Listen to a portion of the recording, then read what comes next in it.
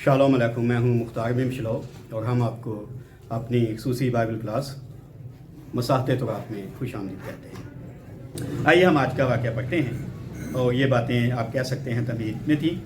تو جو بات ابھی ہم نے پڑھی نواں باب 18ویں اور 19ویں آیت، اس سے اگلی آیت پڑھتے ہیں۔ پیدائش کی کتاب اس کا نواں باب 20 آیت۔ اور نوح کاشتکاری کرنے لگا اور اس نے ایک انگور کا باغ لگایا اور اس نے اس کی مے پی اور اسے نشہ آیا اور وہ اپنے ڈیرے میں برہنہ ہو گیا۔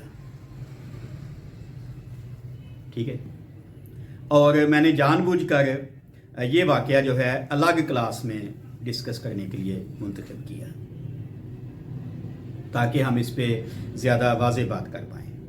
اور اس کی وجہ یہ ہے کہ مجھے بہت سی یہودیوں کی کمنٹریز نے بہت زیادہ کنفیوز کر دیا۔ آپ یقین نہیں کریں گے کہ اتنی زیادہ نازیبا باتیں انہوں نے لکھی نوح کے بارے میں کہ مجھے ویسے میں نا جیسے کپ کپی آ جاتی نا ایسے مجھے ہو گیا۔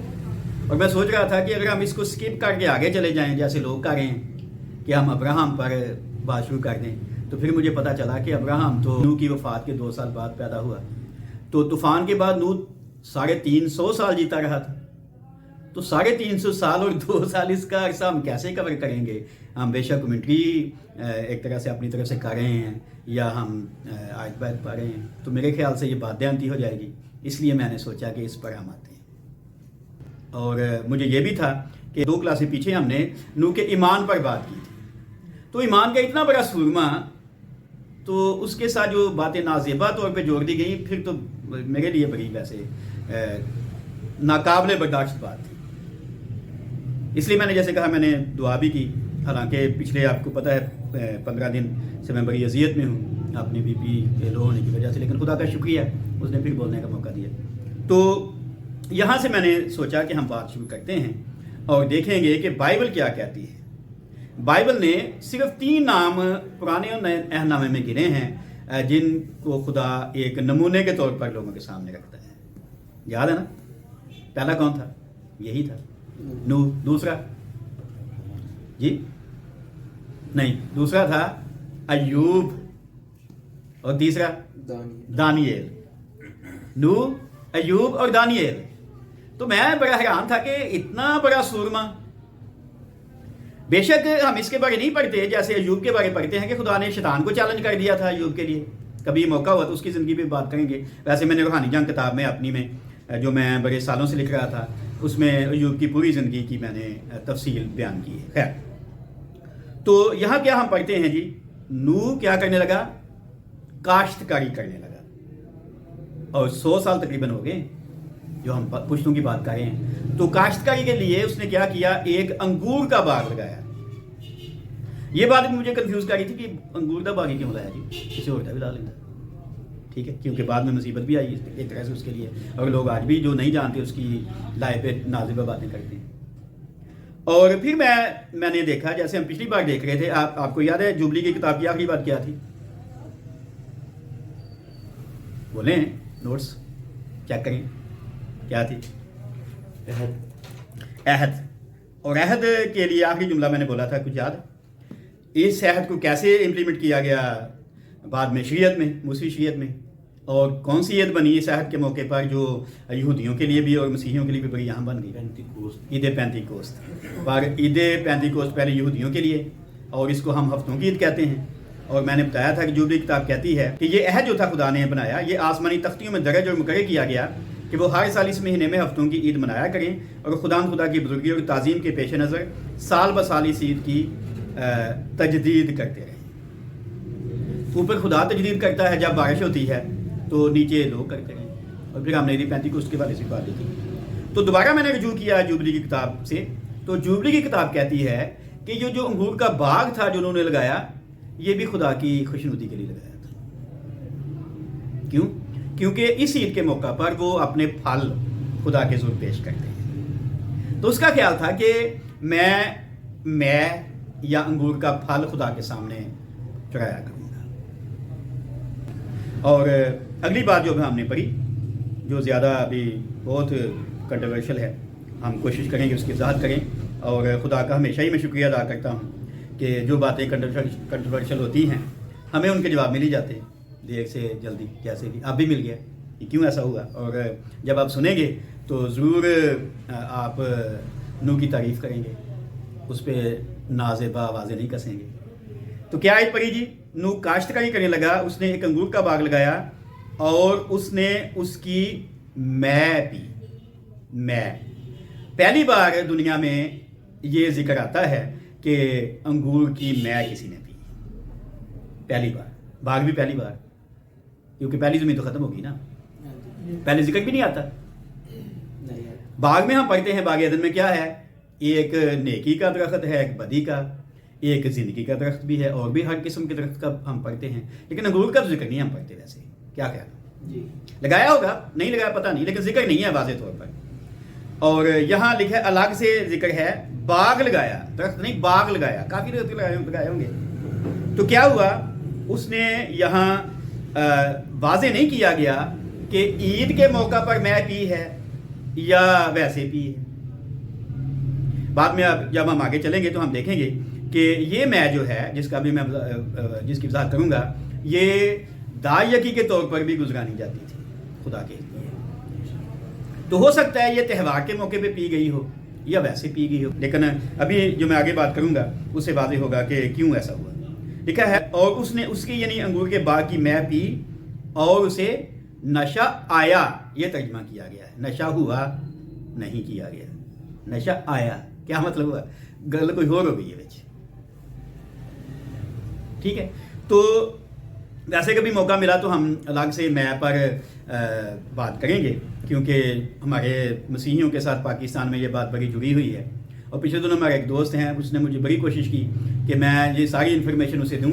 وہ اسلامی نظریاتی کونسل کو بھیجنا چاہتا تھا، اور اس کا خیال ہے کہ اس طرح سے میں پیش کر کے لائسنس لے لوں گا پنجاب میں کہ مجھے یہاں شراب کی دکان کھولنے کا موقع مل جائے۔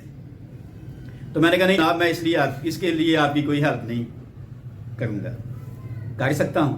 وہ کافی مجھ سے ناراض بھی ہو گیا، اور وہ کہتا تھا کہ ہم آپ کی یہ اکیڈمی ہے، اس کے سامنے میں نے یہاں مٹھائی چوک میں دکان بنانی ہے۔ ٹھیک، تو میں نے اسے کہا کچھ شرم کریں، ٹھیک ہے، ہم تو لوگوں کو پہلے ہی منع کر رہے ہیں، تو بائبل کے روح سے آپ مجھ سے کچھ کہلوانا چاہتے ہیں تو میں تو جو پازیٹیو ہے وہ بیان کروں گا۔ اور اس نے کہا نہیں، وہ ایک پادری صاحب ہیں جی، تو پنجاب میں صرف ان کی مہر ہی چلتی ہے۔ میں کہ ہاں میں اس کو جانتا ہوں، اس کو بھی سمجھا دیں گے، لیکن آپ کا جو طریقہ کار ہے یہ نہیں ٹھیک، ٹوٹلی نیگیٹو ہے، پازیٹیو نہیں ہے۔ ہم تو پہلے ہی اپنے لوگوں سے یہ جو ہے ان پہ دباؤ اتارنا چاہتے ہیں۔ خیر، تو لفظ ہے جی جو یہاں استعمال کیا گیا، ہم نے ایک سوال و جواب کی کتاب بھی چھاپی ہے، تفہیم الکتاب، اس میں نے ایک سوال کا جواب پرنٹ کیا ہوا ہے۔ اور ویسے جب میں کارسپونڈنس کلب بلیٹن میں کام کرتا تھا تو جون 2004 میں میں نے اس کا جواب چھاپا تھا، اور 13 عبرانی اور 13 یونانی الفاظ کی میں نے وضاحت پیش کی، اور بھی بڑے ہیں عبرانی میں، کبھی موقع ملے تو ہم سب کی ڈیٹیل میں جائیں گے۔ لیکن یہاں پہلا لفظ جو ہے جو یہاں استعمال کیا گیا، کیا کیا جی اس نے؟ باغ کی میں پی۔ تو میں کے لیے جو لفظ استعمال کیا گیا ہے وہ ہے یاین، لکھنا چاہیں لکھ سکتے ہیں، یاین، اور یہ پہلا لفظ ہے جو استعمال کیا گیا، اور آپ دیکھ سکتے ہیں ڈیٹیل جو ہے اس کتاب میں۔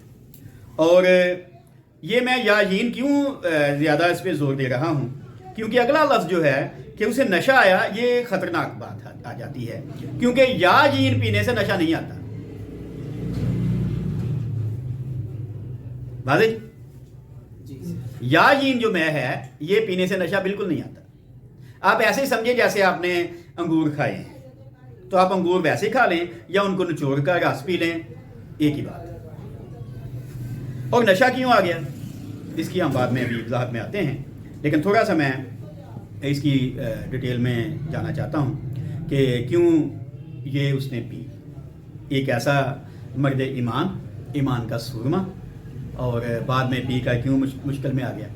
تو یہ یہاں سے سٹارٹ ہوتا ہے میں کا جو سلسلہ ہے، اور بعد میں یہ بڑی اہم شمار کی گئی یاین جو ہے، جیسے میں نے ابھی کہا، بعد میں آپ دیکھتے ہیں کہ داعیگی کے طور پر بھی اور باقی روزمرہ مشروب کے طور پر بھی استعمال کی جاتی تھی۔ لیکن ایک اور بات میں آگے جانے سے پہلے کہہ دوں کہ کئی بار میں نہیں کہا جاتا، شراب کہا جاتا ہے۔ تو تو یاد کریں کہ شراب کوئی لفظ نہیں ہے کہ ہم اس کے لیے استعمال کریں. ٹھیک ہے. عربی زبان میں شراب کا مطلب ہے پینے والی چیز، جیسے ہم شربت کہتے ہیں، جیسے مشروب کہتے ہیں. ٹھیک ہے. اور جو پینے والی چیز ہے اس کو آپ مے کہیں، عبرانی میں اسے یاجین کہا گیا ہے، اسے خمر کہا گیا ہے، اسے مذق کہا گیا ہے، اسے مذق بڑے الفاظ ہیں جو استعمال کیے جاتے ہیں. اسے ہومس بھی کہا گیا ہے، اسے اناب کہا گیا ہے، وہ مے جو اشعار بانی میں استعمال کی جاتی ہے. سو ابھی ہم اس تفصیل میں نہیں جا رہے. تو یاجین اس لیے میں بار بار کہہ رہا ہوں تاکہ اگلا لفظ جب نشے کی بات آئے گی تو ہم دیکھیں گے کہ وہ اور بات ہو گئی. تو اگر کوئی انگور کھاتا ہے یا اس کا رس نکال کر پی لیتا ہے تو یہ نشے والی بات نہیں ہے. ٹھیک ہے. اور اس کا جو ترجمہ کیا گیا ہے ہفتادی ترجمہ، یعنی پرانے نامے کا جو عبرانی سے یونانی میں ترجمہ کیا گیا تھا سیپٹوجنٹ، اس میں اس کا ترجمہ کیا گیا ہے اوئینوس. اور اگلا جو بیان ہے بائبل کا پیدائش 14 باب کی 18ویں آیت میں آپ دیکھ سکتے ہیں کہ سالم کا بادشاہ ملک صدق، جسے عبرانیوں میں یسوع مسیح کا مشابہ کہا گیا ہے، وہ ابراہم کے لیے روٹی اور مے لے کے آیا تھا. اور یہی یاجین ہی تھی. اس سے پھر سلسلہ چلا کہ لوگوں روزمرہ زندگی میں یہ مے استعمال کرنے لگے. جیسے ہمارے ہاں ایسا ہوتا ہے کہ جب کوئی مہمان آتا ہے ہم کولڈ ڈرنکس دیتے ہیں، ہم اگر گاؤں ہے تو لسی دیتے ہیں. ٹھیک ہے. شہر ہے تو ہم سافٹ ڈرنکس ہیں یا اور جو ملتے ہیں ہم ان کو وہ دیتے ہیں، یا ہم شربت بنا لیتے ہیں یا سکنجبین بنا یا کچھ اور ایسا ہم کرتے ہیں. تو ان کے ہاں چونکہ پاکستان وافر ہیں تو وہ یہ مشروب دیتے ہیں. اور شادی بیاہ پر بھی آپ کو پتہ ہے یسوع مسیح نے ایک شادی کے موقع پر یہ مے بنا دی تھی، اور یہ مے بنائی تھی دوسری نہیں کوئی بنائی تھی. ٹھیک ہے. عبرانی زبان کا یہ لفظ یاجین جو ہے پرانے نامے میں تقریباً 141 بار آتا ہے، اور زیادہ تر اس کو مذہبی معاملات میں استعمال کیا گیا. ٹھیک ہے. اور زبور نویس نے اسے خدا کی نعمت کہا ہے. عجیب بات ہے نا. آئیے دیکھتے ہیں زبور کی کتاب. اس کا دیکھیں میرے ساتھ 104 زبور اور اس کی پہلی اور 14ویں آیت. زبور 104 اس کی پہلی آیت اور 14ویں اور 15ویں آیت لکھا ہے. کون ہے یہ زبور کا رائٹر؟ یہ لکھا نہیں ہوا، گمنام. تو وہ کہتا ہے اے میری جان خداوند کو مبارک ہے. ٹھیک ہے. زبور 103 بھی اس طرح کا ہے. ٹھیک ہے. براکی نفسیت یہوہ، تو آنکھ ہے میری جان مبارک خدا ہے. اور یہ پہلی آیت ہے اور ہم 14ویں آیت پڑھیں گے. کیوں مبارک ہے؟ وہ چوپایوں کے لیے گھاس اگاتا ہے اور انسان کے کام کے لیے سبزہ، تاکہ زمین سے خوراک پیدا کرے. اور مے یعنی یاجین جو انسان کے دل کو خوش کرتی ہے. کون پیدا کرتا ہے؟ خدا. اور روغن جو اس کے چہرے کو چمکاتا ہے، اور روٹی جو آدمی کے دل کو توانائی بخشتی ہے. تو نعمتوں میں شمار کیا گیا ہے. اور یہ مے کس کو خوش کرتی ہے؟ کیا پڑھا؟ بولیں. انسان کو. مے جو انسان کے دل کو خوش کرتی ہے. تو صرف انسان کو خوش نہیں کرتی، خدا کو بھی کرتی ہے. اگر آپ قضات نواں باب اس کی 13ویں آیت پڑھیں تو قضات نویں باب کی 13ویں آیت میں لکھا ہے کہ یہ خدا کو بھی خوش کرتی ہے. نوح نے وہ پی تھی، تو اس مے کو پی کر تو اس کے ساتھ وہ نہیں ہونا چاہیے تھا جو ہو گیا. اس لیے ہم تھوڑی تفصیل میں جا رہے ہیں. اور گنتی کی کتاب اس کا 18واں باب اس کی 11ویں اور 12ویں آیت کہتی ہے کہ موسی شریعت کے دوران بنی اسرائیل انگوروں کے اس خالص راس کو ہدیے کے طور پر ہر روز خداوند کے حضور میں گزران دیتے ہیں. سو یہ نئی بات نکل آئی جی. وہ لوگ سوال کرتے رہتے ہیں جی کہ دیا یکی کے طور پر کیوں پیش کی جاتی ہے؟ تو دیا یکی تو چھٹو جی، یا روز ہی پیش کی جاتی. ابھی میں نے والا بتایا. اور باقی قربانیوں اور تفاعمنوں کے ساتھ اسے خداوند کے حضور میں چڑھایا جاتا تھا. ایک ہدیہ پیش کیا جاتا ہے، ایک قربانیوں اور تفاعمنوں کے ساتھ چڑھایا جاتا تھا. اور یہ حوالہ ہے گنتی کی کتاب اس کا 15واں باب 5ویں آیت اور 28واں باب اس کی 7ویں آیت اور 14ویں آیت. خدا یکی جن لوگوں نے صرف سنا ہے یہ بھی باتیں ذرا دیکھیں. اس کے علاوہ جس طرح اناج، تیل، پہلے پھلوں اور دیگر پیداوار کی دائیں کی خداوند کے حضور میں دی جاتی تھی، اسی طرح اس مے کا 10واں حصہ بھی یہوہ الوہیم کے حضور چڑھایا جاتا تھا. چڑھایا نہیں جاتا تھا بلکہ چڑھائے جانے کا حکم تھا. اور حوالہ ہے نہمیہ کا صحیفہ اس کا 13واں باب 12ویں آیت. ابھی میں نے کہا ہم تفصیل میں نہیں جا رہے.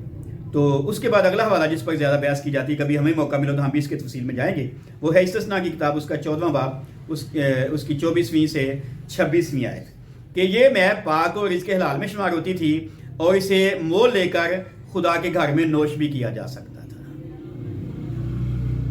سو کتنی باتیں ہو گئیں جو دیا یقین کے علاوہ بھی ہیں اس میں ایسے جڑی ہوئی. اور بعد میں ابھی ہم نے بات کی یوحنا کی انجیل اس کا 2 باب اس کی پہلی 11 آیتوں میں یسوع مسیح نے کانا گلیل کی شادی میں پانی سے اس مے کو بنا دیا تھا, معجزہ کر دیا تھا, ٹھیک ہے, اور لوگ حیران ہو گئے تھے اور اس کے شاگرد اس پہلے معجزے کو دیکھ کر یسوع مسیح پر ایمان لے آئے تھے. میرے مجلس نے کہا تم نے اچھی ابھی تک رکھ چھوڑی. تو یسوع نے یہ میں بنائی تھی معجزے کے طور پر. وہ لوگ جو غیر مسیحی ہیں اور کبھی اعتراض بھی کرتے ہیں کہ آپ کا خدا تو شرابی تھا, شراب بنا تھا, میں اس نے کہا بھائی شراب نہیں بنائی تھی, میں بنائی تھی. پہلے تو یہ ہے, آپ اگر پڑھے لکھے لوگ ہیں تو آپ کو پتہ ہونا چاہیے شراب کوئی لفظ نہیں ہوتا. کچھ ہمارے جو خادمین ہیں اس کو اور طرف لے جاتے ہیں اپنی تفسیر کو, کہتے ہیں شراب ہے شرآب, یعنی شرارت والا پانی. تو شراب نہیں ہے جی, شراب کا مطلب شربت, مشروب. اور جب ہم اسکول میں تھے عربی پڑھتے تھے لازمی تھی, تو ہم نے پڑھا گردان ہمیں سکھائی گئی استاد نے کہ شرابا شرابا شرابو شرابا شرابتا, اس طرح سے کہ میں پیتا ہوں, ہم پیتے ہیں, اس طرح سے. تو پینے والی چیز ہے. آپ پانی کو بھی کہہ سکتے ہیں, کوئی مشروب بھی, کچھ اور بھی کہہ. تو یہ تھوڑی سی باتیں میں نے آپ کے سامنے رکھی. اور پھر ایک اور بات ہے جو میں ابھی موقع سے فائدہ اٹھاتے ہوئے کہنا چاہتا ہوں کہ پولس نے اپنے روحانی فرزند تیموتھیوس کو مشورہ دیا تھا. پہلا تیموتھیوس اس کا 5واں باب اس کی 23ویں آیت میں کہ معدے کی کمزوری کی وجہ سے تو تھوڑی سی میں پی لیا کر. تو کچھ لوگ یہ آیت پیش کر کے کہتے ہیں دیکھو جی پرمٹ بنا نہیں جا سکتا. تو میں انہوں نے کہتا بھائی یہاں غور کریجیے گا, شراب نہیں کہا گیا جس میں الکوہل یا کتنی چیزیں لکر یا جو بھی ہے ہوتا ہے, ایسی بات نہیں ہے. میں کی بات کی گئی ہے اور دیکھیں وہ یا جین ہے. اور ابھی ہم آگے چلیں گے اور دیکھیں گے کہ یہ جو اتنی اچھی چیز تھی جو عام امور زندگی میں بھی یا خدا کے حضور میں بھی مختلف موقعوں پر ادا کی جاتی ہے, چڑھاوے کے طور پر, قربانی کے طور پر, تپاون کے طور پر, داعیگی کے طور پر, اسے مول لے کر خدا کے گھر میں بیٹھ کر پیا بھی جا سکتا ہے. یسوع مسیح نے بھی معجزہ کر دیا اور پولس نے تیموتھیوس کو پیا دیا. یہ پی کر نوح کے ساتھ ایسا کیوں ہو گیا ہے نا سوچنے والی بات. اس لیے میں نے کہا کہ میں نے سوچا کہ ہم اس پہ الگ سے بات کریں گے تاکہ جو دھبا نوح پہ لوگ لگا دیتے ہیں اپنی کامل علم کی وجہ سے وہ کم از کم نہ لگے, کیونکہ ہمیں خدا کے اتنے بڑے ایمان کے سورما پر اس کی زندگی پر اس طرح کی باتیں نہیں کرنی چاہیے. سو آگے جانے سے پہلے سوال ہے تو آپ کیجیے, پھر ہم دیکھتے ہیں کہ معاملہ کیا تھا اصل میں. جی